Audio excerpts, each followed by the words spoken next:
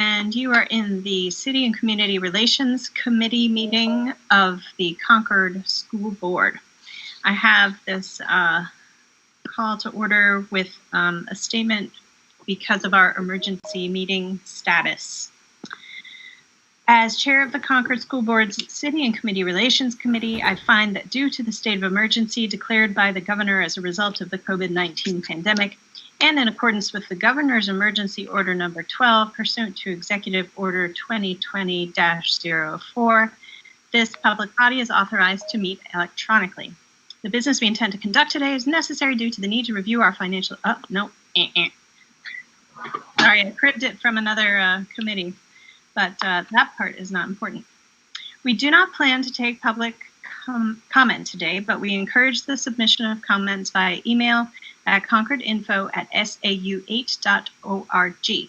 Please note that there is no physical location to observe and listen contemporaneously to this meeting. However, in accordance with the emergency order, we are providing public access to the meeting by telephone with additional access by other electronic means. We're utilizing Microsoft Teams for this meeting. All members of the committees have the ability to communicate contemporaneously through this platform, and the public has access to contemporaneously listen and, if necessary, participate in the meeting through dialing the following phone number, 925-391-1169. Conference ID is 476-674-204#. Or you can click on the link provided on the sau8.org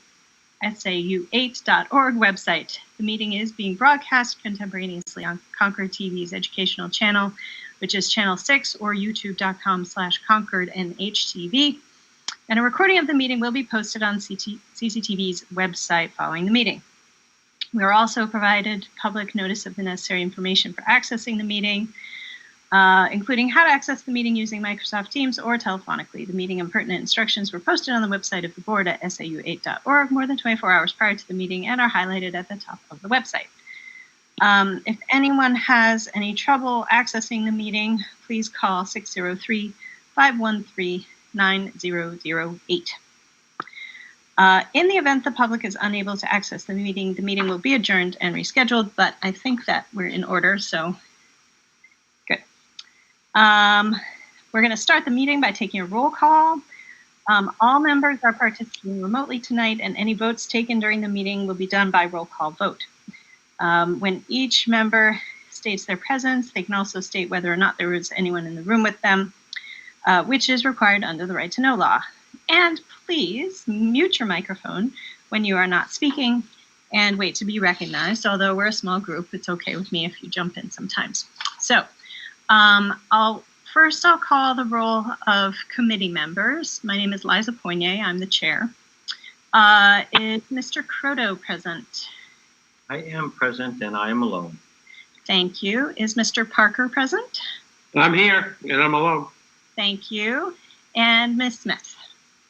I'm here, and I'm alone. Thank you. I should have said that I am here. I am not alone. My 10-year-old daughter is in the room with me reading a book. I'm going to go through and see if there are other board members present. Ms. Cannon? I am here and I am alone. Thank you. Mr. Crush? I do not believe is here. Ms. Higgins? Ms. Higgins is not here. How about Ms. Patterson?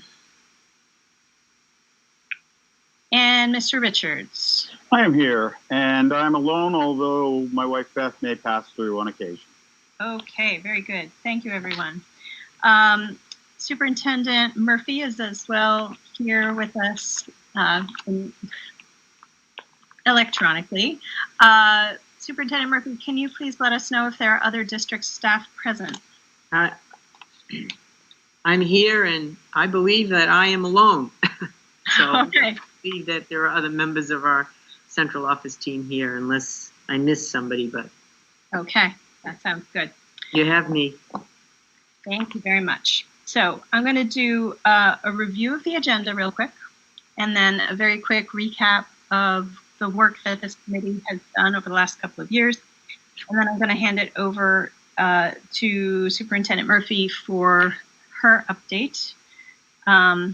So The agenda is as follows. First, as I just said, a review of the committee's work, and then the superintendent's update. She will fill us in on some conversations she has had with city officials since she started in early July. She will report on the work of the Racism and Discrimination Advisory Group. We will talk about ongoing projects, of course, the rollout of the school year plans. We will briefly talk about the stable building, which is the potential partnership with the Abbott Downing Historical Society in Concord. And we can briefly discuss the Concord School District brochure that we had been working on for a while, but which has been and will probably continue to be on hold for a little while.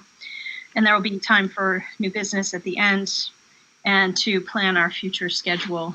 We do hope to conclude business by 7 o'clock, but if we go a little bit over, that's it's okay with me. I don't know about the other committee members, but we'll try to wrap it up. Okay, quick recap. The last time this group met was June of 2019. So it's been more than a year. On that date, we met with city officials at City Hall, the mayor, city manager, Tom Espel, and some city councilors and others who, with whom we have many projects and all kinds of things in common. So at that time, we reviewed the city budget, which at the time was doing just fine. We reviewed the demographics study, which we had just completed, and also planning for the middle school, talking about, at that time, whether to build a new building or to renovate. We talked about the stable building. We talked about Memorial Field, which, as most of you I'm sure know, is owned by the city, and the school district is one of the primary users. And there has been some conversation over the last several years about whether the school district should take on more responsibility for the upkeep or the expenses associated with that field and its facilities. We talked about the Howie Leon case, which was fairly new at that time. I believe we had just contracted for the Perkins report. And we talked about the website, social media, PR in general, and how the city and the school district could support each other in our various media efforts. So we had been planning on continuing to work with the city over the summer as a committee. And because of everything that was happening in the district at that time, that did not occur. And fast forward, and here we are today, meeting again. So let me actually say a welcome, because I believe that David and Tom are new to the committee. I believe Danielle had served for a year previously, but welcome to our opening meeting, I guess, of 2020. The other thing. Thank you. Very happy to have you. And David, by the way, is the vice chair of the committee. Another thing that this group had been quite involved with was the job description for the proposed communications director.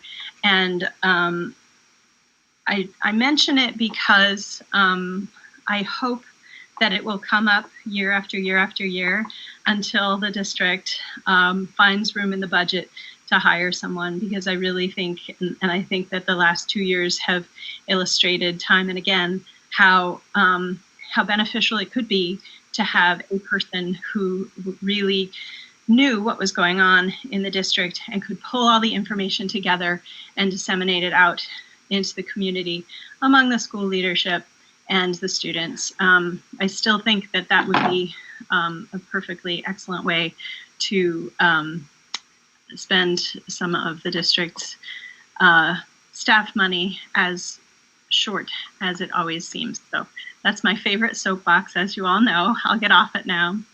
And does any other committee member have anything else to say about the past work of the committee that you think we need to be reminded of tonight? Okay, excellent. Kathleen Murphy, please give us a little update. You've been speaking with our city friends. Yes, I have. I actually had a chance earlier in the summer to meet with the mayor as well as the city manager, and it was a great conversation. It was an opportunity to meet them and share the work that they're doing, as well as some of the things that were going on in the district. One of the things that was very obvious in the conversation was their desire to get back to the time when you met together as a group, the city council and the school board.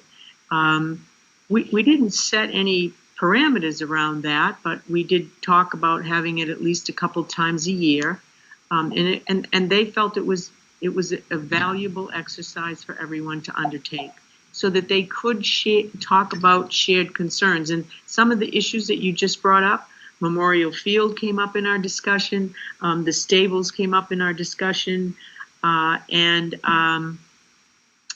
I think that was really those two items, along with the issues that they are, they worry as we just finished a tax collection, the next tax collection, what does that mean around the city? The economy, how are they handling the demands, as well as those businesses and commercial enterprises that are struggling in the city just because of the pandemic, and how we might work together as one to be able to address those issues. It was a great discussion, and they were most anxious to begin that dialogue with them. I've had opportunity to talk with the chief of police. He and I will be meeting quarterly anyway, so that I can, talk to him about any concerns we have, and vice versa. So since we have the SRO officer at the high school, that was another area. I need to admit. Okay. That we have some discussions around that also, around the SRO. So I hope that tonight maybe we could establish a couple of dates that I could bring to City Hall and share with them that where we might be able to work together. So those were really the main issues that they talked about. But it was a great discussion. Good. I'm glad to hear it. Thank you. We should definitely talk about the schedule. It's on our agenda toward the end of the meeting, so Okay. we'll definitely do that, because I also really valued those meetings with city folk. It's always a good catch up, because we have so much in common, but because of our unique situation and the charter that we operate under, we don't actually work together every day. I'm sure some of your staff do, but the board does not. Right. But it's really powerful when you have two organizations like that who come together, communicate, it's open to the public, and have good discussions around the important issues of the city. And so I would really want to recommend that you continue with that, because it was powerful. That's great. And also, I'm sure I'm not alone in thinking that September would be a really good time to meet, because with everything going on, it would be nice to be able to see, if only in distant fashion, where everyone's at, because the city is as concerned as we school board members, administrators, staff, students, and parents are about the reopening and everything that we're trying to make work right now. It's not easy. Okay. And So we're going to address the reopening, I think, obviously communication is so important. We've been sending out information to the families. Letters from me on the website is frequently asked question list, along with all of the information that we shared with the community during the forums and during school board meetings is all posted under the heading Return to School 2020. So if anybody's looking for it. Today, and I mentioned it earlier, we disseminated a handbook for families as well as our staff around all of the protocols for return to school. Those protocols talk about safety, all measures that have been undertaken, some of the particular issues that, like masks and social distancing, that the board adopted, and passed as a motion. So all of that information went out to out to the community. In addition, today we had a number of forums, although virtual. We had the principals had forums with parents discussing things like schedules and all of that in terms of the remote learning. So I think that was pretty successful. We have some more that we're going to do. We're also going to try some in-person live meeting with kindergarten families, and kids. That's such a critical point for the youngsters. So we're working on, the principals are working on those invitations. So I think we're getting the message out as best we can using our social media, school messenger, best we can. So Great. Kathleen, is the handbook that you just mentioned available on the website for anyone to see? Yes, I'm not. I hope they posted it this afternoon. Okay. I haven't checked yet, so it Okay. was due to be sent out to parents via school messenger, posted on the website, distributed to our staff. So I'm not sure it's up yet. So I'll have to check after these meetings. But it will be up there. Yes. Thank you. I'll check as well. And if I can interrupt you for a minute, Tom's had his hand up. Tom, did you have something to add? Well, yeah, just on the heels of Kathleen's comments, Kathleen, and Liza, I would suggest that we try to get together with the city councils so much sooner rather than later. Number one, I think it's a really important idea to have those folks who are in their positions to have direct knowledge from us about what we're doing in terms of reopening, and all the facets that feed into that, staff and how we're doing it, when we're doing it, what technological things we're talking about, all of those facets, they should know as much as we know as they can, so that they can talk to their constituents as well. The other reason I say that is that we took a hard hit from a letter to the paper on Sunday. And I think, I don't know if that would have been prevented if people had reached out to one another, if we had been able to talk to them ahead of time. I don't know. But I'm not fond of having those happen. It's not the first time. And I'd like to see if we can head those kind of things off in the future. Thanks.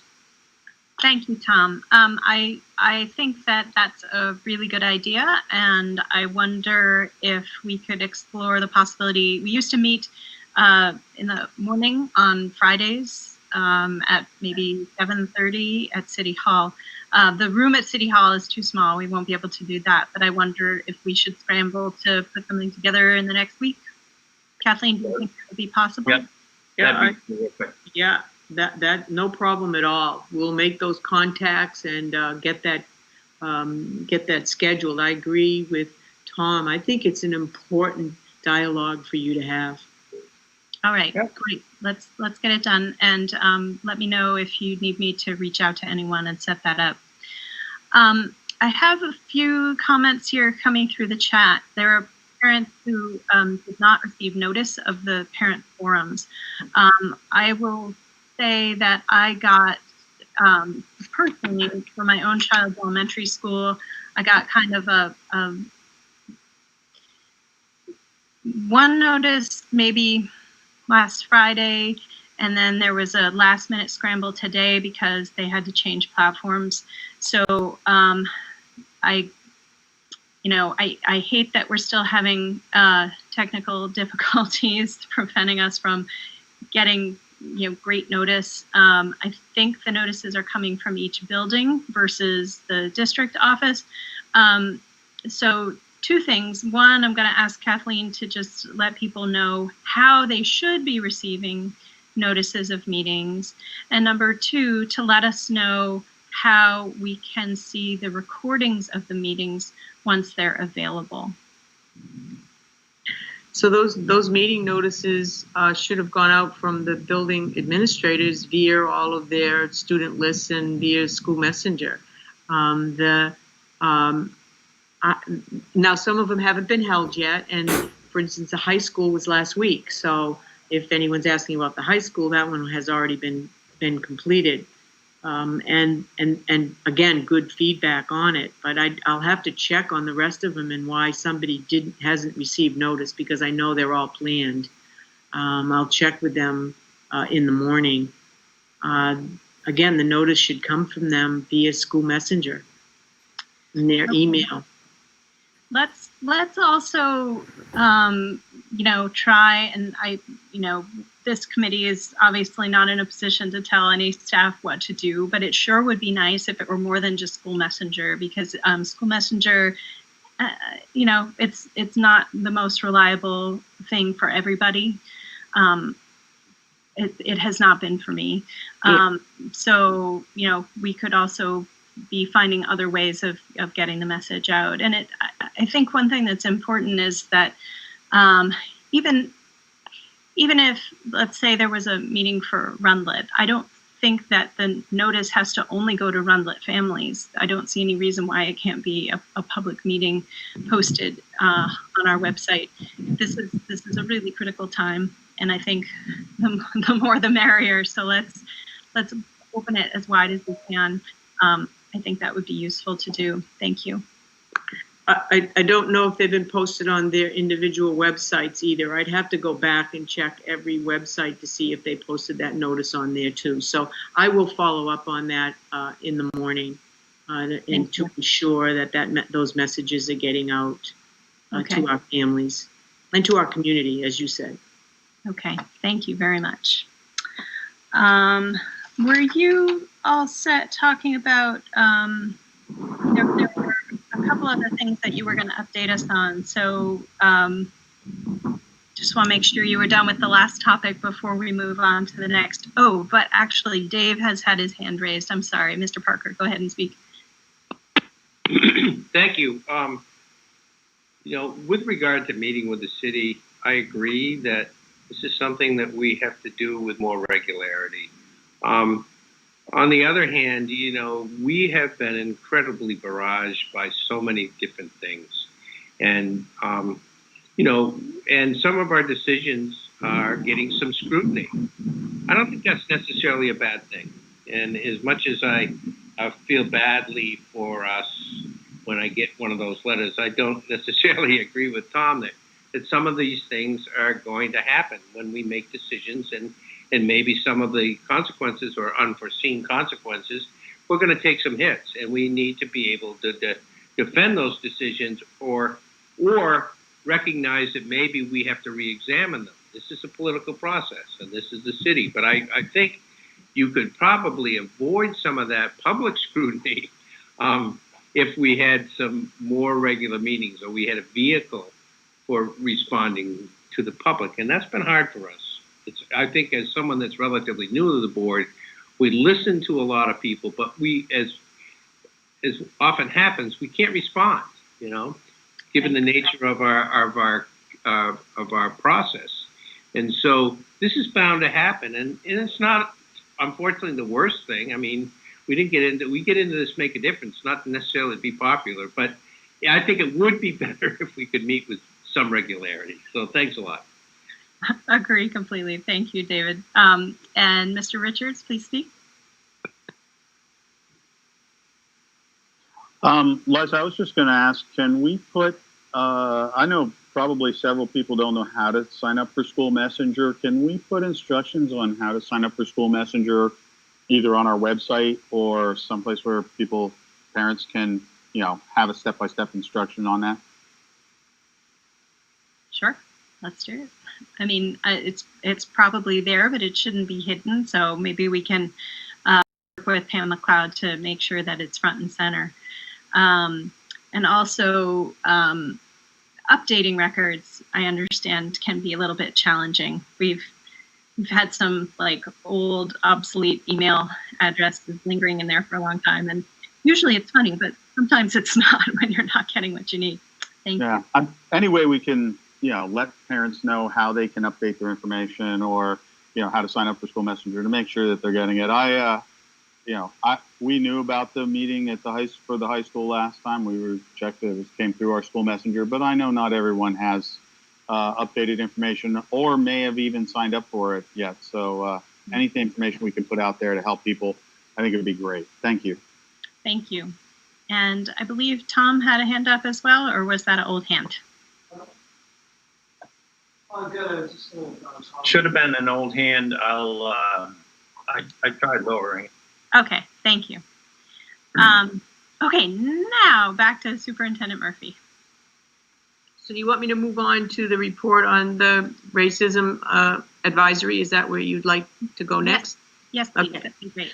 So many of you know that we've had 3 sessions of our advisory group, a very eclectic group representing students, representing staff, people from the community, parents, as well as organizations that represent various agencies. It's been a great group. Close to 30 people have been engaged in the discussions. Our last meeting, we had a what I would call a matrix that is an action plan for the committee. We took some of their recommendations, put that into the action plan, but then at the last meeting, they added other goals of the committee onto that action plan. I hope that I'll have that tool finished for the board to see at your September 8th meeting. That's not complete yet, but we will have that completed. It was a very good discussion. In addition, the board, the advisory group asked that we have a subcommittee to look at a facilitator to help us with some of the goals that are on that action plan, and assist in moving many of the issues forward. And I concurred with that. So we have a small subgroup. Donna and I will meet with several of members and review potential facilitators. The questions always asked is where's the money come from, and in order to support that, and that's really we can use our federal entitlements, Title IV particularly, and also Title II, which is training. Both of those entitlements can be used for this project. So I intend to take a look at that and write the grant to support that. But we haven't decided who yet. But I think it's instrumental. I think when you have someone who can focus on that work and really help push the issues forward, I think it will be helpful. When I say issues, I'm talking about discussions around training, discussions around hiring. One of the recommendations is that we have a more diverse faculty, and issues around the SRO. Do we want an SRO in our building? So there's a lot of things that need to happen. Curriculum was another huge one, that we want to look at the curriculum, particularly in social studies and English, as to whether it is current, up to date, and represents the issues around all of the folks that we represent every day. So I think there's a ton of work to do here, and I mean that. And this is not a one-year project. I see, this is ongoing. This is going to take time. And I also think one of the other important aspects, we just talked about it, is how do you get out into the community and make sure that they hear about the work that we're doing, and also help them with some training. I think we all will benefit from that kind of work. So that's where the committee's at. It's a great group. I will continue to, one of their recommendations is that it's on the agenda for every school board meeting, and it will be on the agenda, and I will provide updates to that committee work and have our action plan for you at your September 8th meeting. And, again, it's a great tool for us to use to, I always say, it's like a roadmap, and you need a roadmap so that you can stay on target and you don't get lost in all the other things that you get involved in. So good work. I'm excited about it. Last week, 2 weeks ago, I don't know, time flies, I met with some students at the high school, a good 15 of students. We had a 2-hour discussion. The principal and social worker joined us. Had a great discussion around many of the same issues that the advisory committee talked about, the students talked about. And so Mr. Reardon is going to go to the next step. He had some focus groups this summer talking with kids about racial issues and racial inequities. And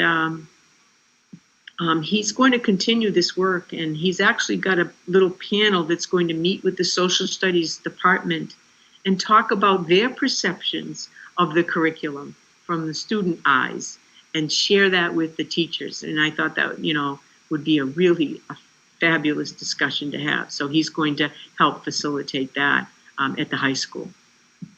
So we're moving along. We'd like to get everybody back in school and get September 8th, kick that off the ground, right? And so we can really move on to spend some time on some of these other issues. So, but I'm excited about that work. I think it's going to be great work.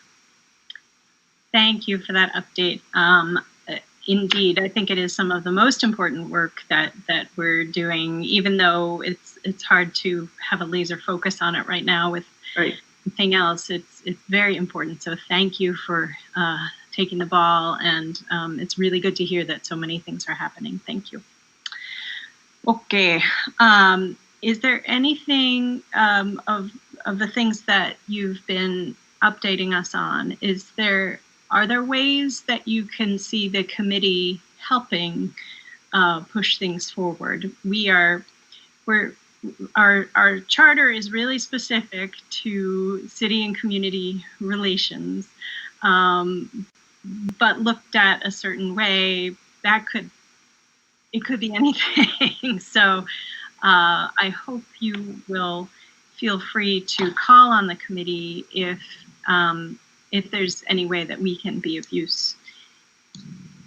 Well, you already have. I mean, just the fact that we have the meeting and the topic is around communication and how we can improve and what we can do. All of you have given me suggestions as I wrote them down, because I think they were good suggestions and they can be implemented easily. And how many times have we heard it takes a village, but it takes a committee too to help sometimes, right, to move things forward. So I appreciate that very much. And I will call on you because I think you have the knowledge of the community, which is what this is all about. So okay. I'm not shy. I promise you I will ask for help. Okay. I'm not shy either, as you can tell. You'll have to forgive me for that sometime. No, not at all. In that spirit, there's some questions in the chat related to the remote learning website. There are some things. I would say that the user interface on our website right now is a little clunky, because getting back and forth between the back to school site and the homepage is not super intuitive if you don't know exactly where to look. So maybe that's an offline conversation with Pam or Karen, just to talk about how to, I'm pretty sure all the right info is there, but if it's hard to find, then it's not useful. So maybe we can talk about that later. And thank you to our attendees who are making thoughtful comments in the Edge. Okay, so but the next thing in the list is not like anything else we've been talking about. Shall we talk about the Historical Society and the stable building? Sure, let's do it. So for the last couple of years, the board as a body has been speaking with the Abbott Downing Historical Society, which is very interested in the possibility of using the stable building, which is the large, old, historic, stable building that currently sits on the property where, which streets are those? I'm sorry, I can't think of it, but it's where the high school parking lot is. So it's just the building surrounded by a parking lot. And The building is owned by the school district. It was deeded to us by the city some years ago. And the intention has always been that it be used for educational purposes. The cost of rehabilitating the building is very high, and so the board has not ever moved ahead with any plan to rehabilitate and use it for educational purposes. So when the Historical Society came to the board with a proposal that we deed the building to them as it was deeded to us, that they would take responsibility for rehabilitating the building and turning it into a museum for the many Abbott Downing coaches that are owned by the Historical Society and that are currently kept in a building that is not necessarily appropriate for long-term temperature appropriate storage of those historical vehicles. So we've met many times with Merwin Bagan and others who are involved with that Historical Society.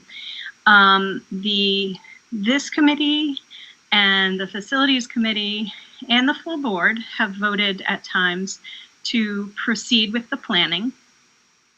And so it's coming up today just because that is something that we have in common with the city, and the Historical Society remains interested.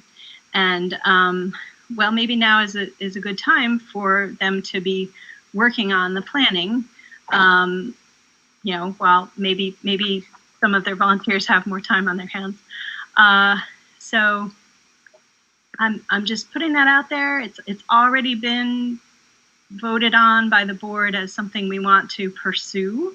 No decisions have been made about timing or who's responsible for what, but basically once we make all the fine print decisions about the parking lot, for example, and how much of a footprint the Historical Society would be able to take in addition to the footprint of the building itself, like how many would we be able to allocate some number of parking spots? Would they be able to open during the week during school, or would they have to only be open on weekends? Or could kids come, school buses full of kids come during the week as long as the school buses were not idling on site? Questions like that. So once we get through the logistics of it, I feel like my memory of the board's conversations were that we're very enthusiastic about it. It's a win for the city. It's a win for the school district because we'd be able to take this empty building and make educational use of it, because the number one goal for the Historical Society is to, tell the history of Concord through this Concord company, the namesake of our Abbott Downing Elementary School. So that's basically what I have to say. I guess if anyone else has a comment, feel free to pipe up.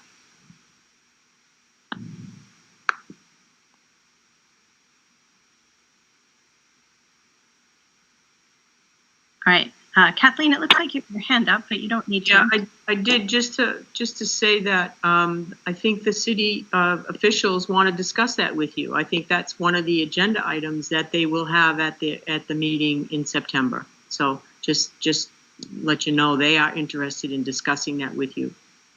Great. I think we're ready to do that. Jim, you have your hand up? Go ahead. Yeah, I was just going to mention that from the Capital Facilities Committee point of view, we've discussed it. For funding, there are some things where we would, redeed it to the city, and they would have to go through some steps. And I think we're very comfortable with it. The last thing we would want to see is that the building go into disrepair, and it would be a great educational opportunity. They presented a pretty thorough plan, and I think the next step is funding. So hopefully we can move this along. Thanks. Thank you. Dave, go ahead. Yeah, I'm happy with that project. Abbott Downing, as you know, is a very large transportation company in Concord, and it has been represented by the Concord coaches. As you know, the organization has been storing them up on the heights in their own little museum, but there's a need to move some of those from there. I do think it's going to be important that we look at the protocol around that, because that's fully used by the students now as a parking lot. And if it's used during school days, and then we're talking about bringing school buses there, then I just say, we need to look at that, or somebody needs to look at that. I think to make sure that we don't have conflicts around the use of the space and the time, because when they presented it, they did talk about it more as a weekend visitation spot when the parking lot was open. I own the Downing House in downtown Concord, so I have I have very much of appreciation for this family and what they did for Concord. So just something that I anticipate could be a challenge unless we establish some protocol around that. Thank you. Yeah, good points, David. Thank you. Just so you're aware, the Facilities Committee has talked at length about all of those things, and I believe the Historical Society and the city staff are very aware of those challenges that we may face in making an agreement. But at the same time, everyone's really ready to figure out what those are and how to fix them. Tom, your hand is up. Go ahead. Thank you, Liza.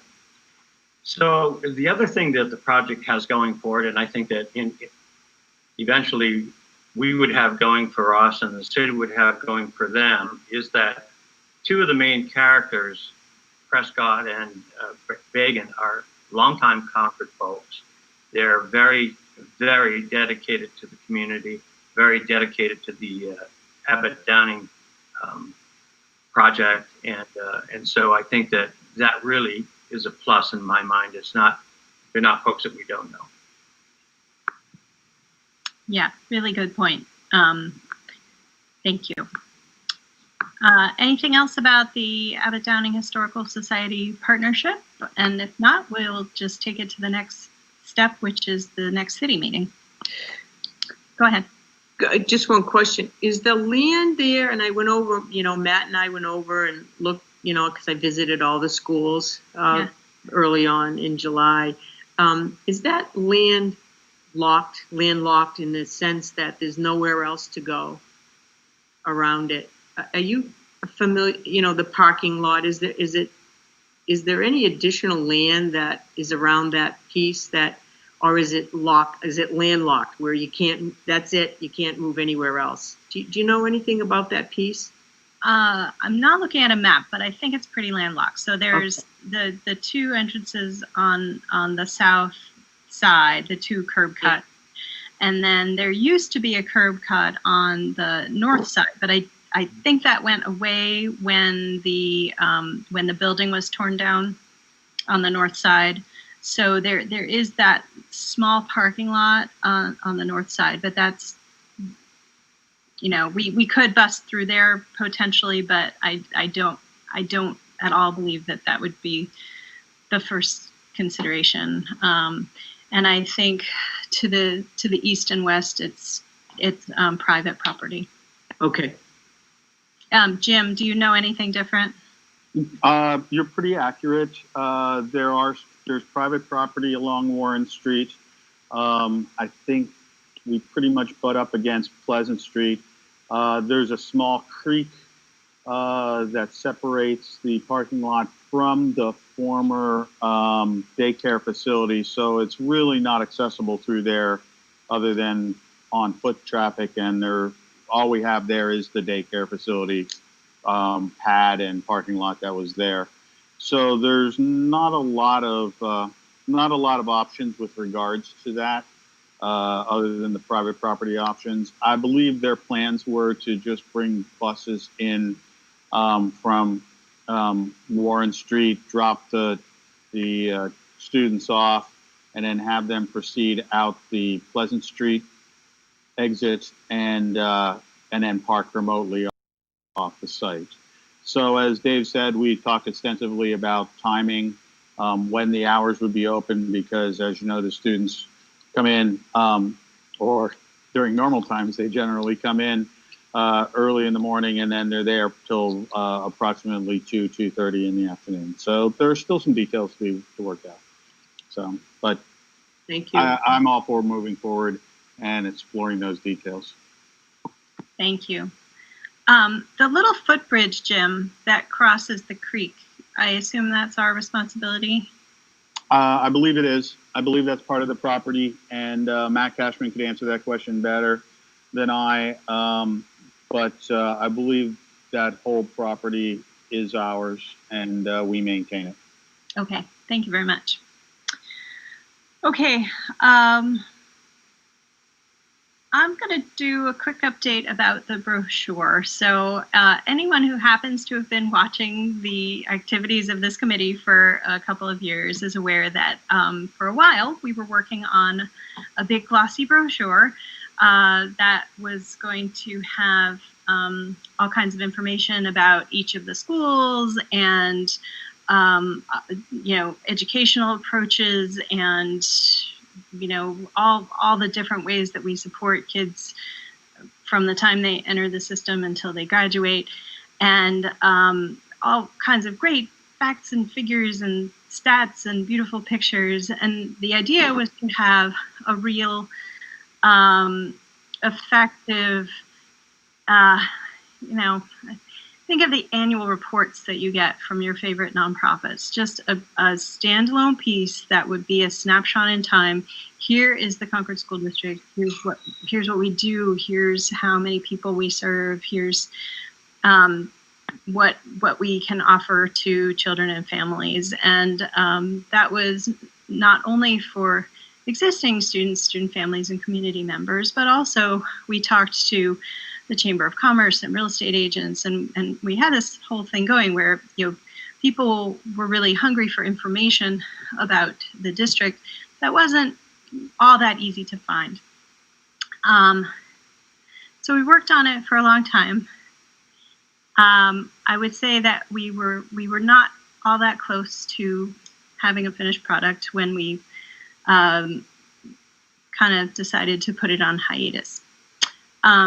Given the current circumstances with the pandemic and all of the other things that we have to think about, I'm just going to make an official suggestion that we continue to keep that brochure on ice and maybe revisit in January or so when we have a better handle on what the future looks like.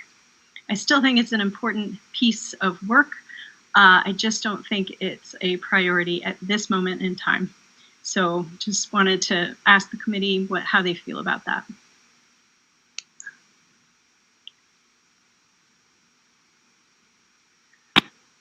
Liza, I agree. Okay, thanks, David. Go ahead, Tanya. I was just going to say the same. I agree. It doesn't seem like a big priority at the moment. Yeah, right. Okay. Tom, our other committee member, any comments? Sure.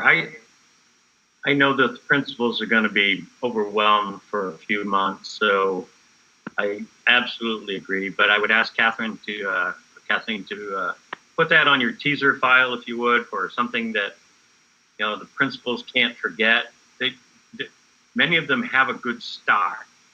As I recall, we had a number of things that were already written, but now it's not a good time. But certainly don't want it to go downhill. Yeah, that's good.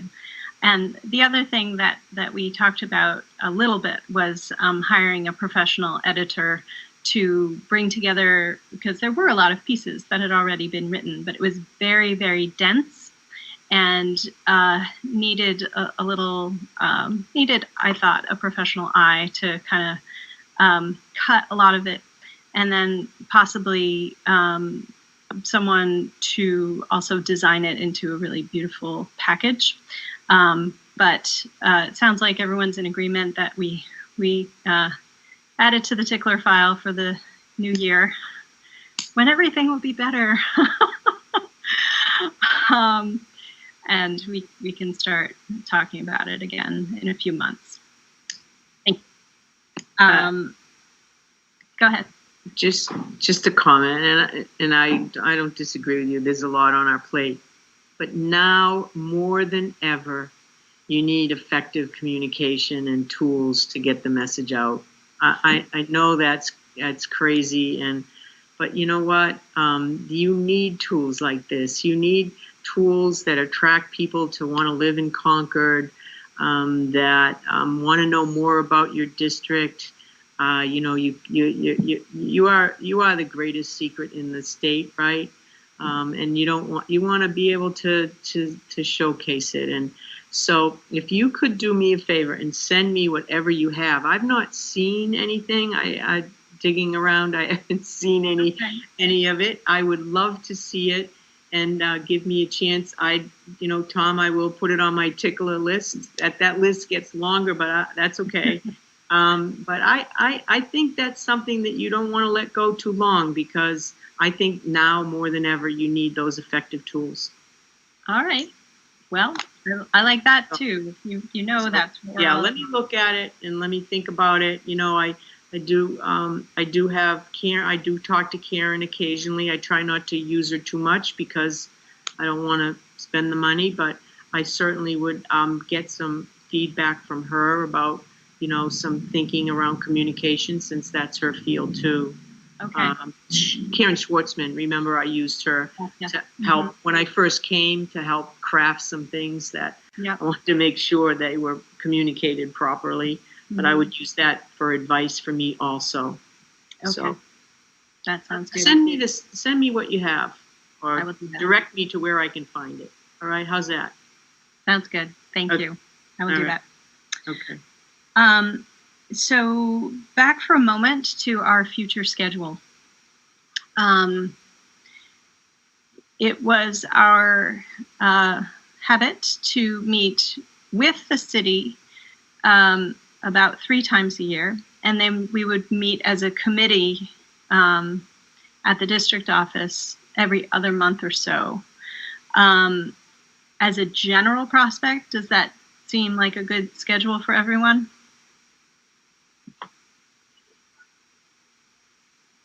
And I'm happy to take your silence as consent for the purpose of scheduling.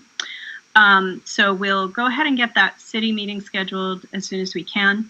And then the committee can meet as a committee again, maybe in about early October, or, you know, when our schedule is pretty jammed for the next couple of months. But as soon as there's an open date in October, we should probably jump on that. All right, good. Any other business, particularly business as it relates to the city and school relationship? The only question I have is, when we meet with the city, would it behoove us to have Jack with us, given that some of the discussions may be around the economy and taxes and all the things that are happening, as you know. So if you're okay with that, I would like to extend that to Jack and have him with us. Yes, for sure. We should make sure Jack is available and willing. Trying to think of who else would typically come. Superintendent, Chief Financial Officer, committee members, any other board members who are interested.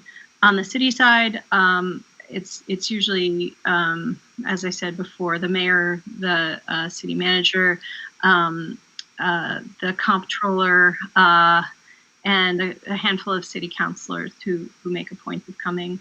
They also have an information officer who I believe has attended once or twice. So yeah, it tends to be about 15 or 16 people in that tiny room at City Hall. So we'll want to find a bigger space if we're going to do it in person. Great. All right. Anything else, folks? Liza? Yes, go ahead. As much as I'm officially only on the committee this year, I've been attending those for a couple of years. We always have Jack there because he provides that great financial piece whenever Thomas Bell begins to talk finances, as he often does. I think maybe this time it might be worth having Matt Cashman, because they might have some questions about what are you going to do about the buildings? How are you going to make sure those are clean? How are you going to make sure that they're, cleaned after each group? If we go into a hybrid model, and busing, I think that if there are questions about those, Matt would be right on the spot to have those. So we should invite him. Yes, please. That's great. Okay. If there's nothing else, I'll take a motion to adjourn. So moved. Seconded. Thank you. All in favor? Aye. Aye. Aye. Thank you, everyone. Have Thanks, a nice Liza. night. You bet. Thanks, Liza.